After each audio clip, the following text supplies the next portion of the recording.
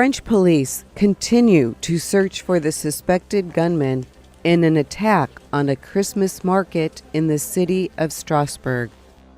Turkey's president says his country will launch a new operation against a U.S.-supported Kurdish militia in Syria in the coming days.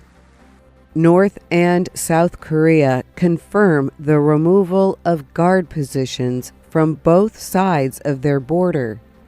The move represents a continuing effort to ease military tensions. And media supporters in Yangon, Myanmar, mark the one-year anniversary of the arrest of 2 reporters for the Reuters news agency.